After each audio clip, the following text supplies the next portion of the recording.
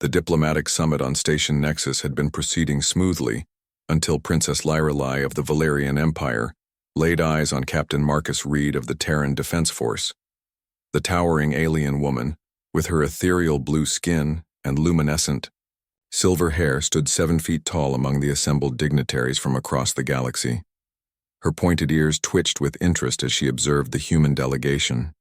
Marcus had been briefed on first contact protocols, but nothing had prepared him for the intensity of the princess's violet gaze. He was a career soldier, weathered by countless battles against hostile alien forces, yet something about her regal bearing made him feel unexpectedly vulnerable. Ambassador Williams, Princess Lyrelei addressed the human diplomatic leader, her melodic voice carrying across the ornate meeting chamber. That human warrior there interests me greatly, Ambassador. Williams shifted uncomfortably in her formal attire. The humans had worked for months to secure this alliance with the Valerian Empire, whose advanced technology could tip the balance in humanity's ongoing conflicts with aggressive neighboring species. Captain Reed is one of our finest officers, Your Highness, Williams replied diplomatically, but I'm afraid he has duties that require his immediate return to Earth. The princess's expression grew amused. Her pale lips curved into what might have been a smile, though her sharp canine teeth made it appear predatory. I think you misunderstand me, Ambassador. I am not making a request. The chamber fell silent. Even the elven trade representatives from the forest world of Sindarin ceased their quiet conversations. Lady Emma, the chief elven negotiator, watched the exchange with growing concern. Her people had dealt with Valerians before, and she recognized the dangerous gleam in the princess's eyes. Your Highness, Lady Emma interjected, rising gracefully from her seat, perhaps we should focus on the trade agreements at hand. Princess Lyrelei turned her attention to the elf, her expression cooling noticeably. Lady Emma, is it? Your people have always been so concerned with propriety. How tedious, Marcus finally found his voice. With respect, Your Highness, I serve humanity's interests, not personal whims. The princess laughed, a sound like crystal chimes in a gentle breeze. Such spirit.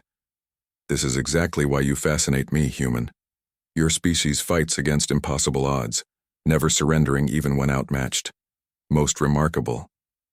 Captain Reed, Ambassador Williams warned quietly, sensing the delicate negotiations beginning to crumble. But Princess Lyrelei had already moved closer to Marcus, her imposing height making him crane his neck upward. Tell me, Captain, have you ever seen the crystal gardens of Valeria Prime? The twin moons create the most exquisite light displays across the luminescent flora. I haven't had the pleasure, Your Highness, Marcus replied stiffly. Then you shall, she declared with finality. I have decided you will accompany me when I return to my homeworld. Lady Emma exchanged worried glances with Ambassador Williams. The elven diplomat had spent decades studying interspecies relations, and she could see this situation spiraling beyond diplomatic control. Princess Lyrelei, Lady Emma said carefully. Captain Reed's consent in this matter would be appreciated by all parties. The Valerian princess fixed her violet gaze on the elf. Consent? How quaint. On Valeria Prime, when royalty desires something, it is simply taken. This is the natural order. Marcus stepped forward, his military bearing evident despite the circumstances. Your Highness, I'm flattered by your interest, but my duty is to my people and my ship. Your ship? The princess's eyes sparkled with mischief. The aging frigate currently docked at Bay 7? I'm afraid it suffered a most unfortunate systems malfunction while we've been talking. Nothing permanent, of course, but certainly enough to delay any immediate departure. Ambassador Williams paled. Your Highness, that could be construed as an act of aggression.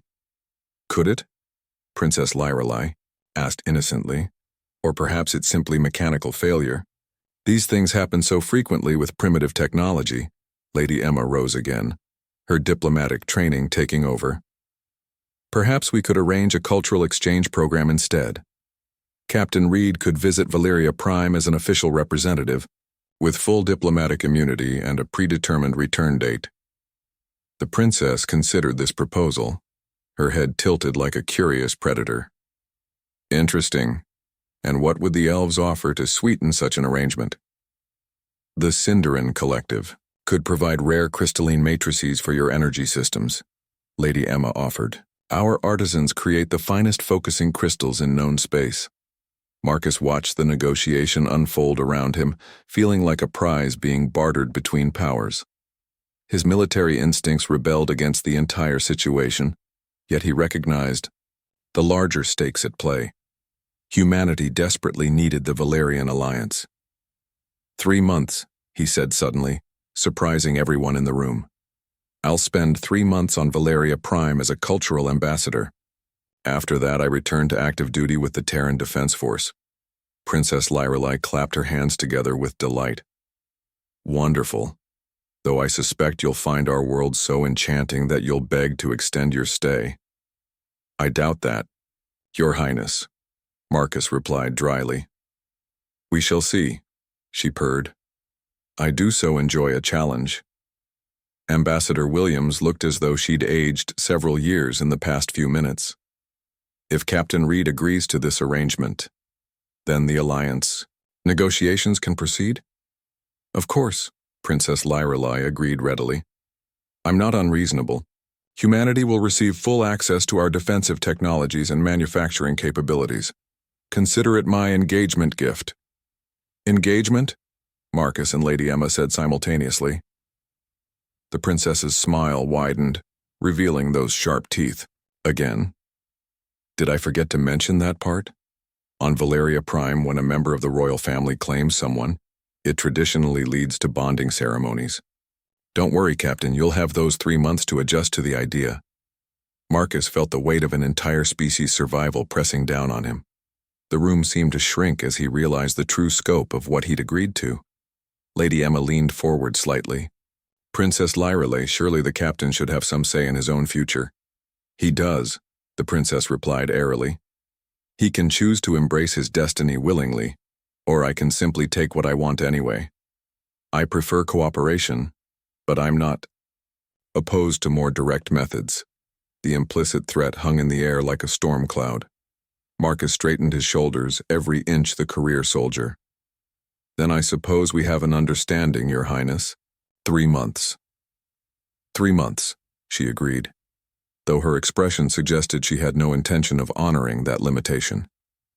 As the formal negotiations resumed around them, Marcus caught Lady Emma's sympathetic gaze.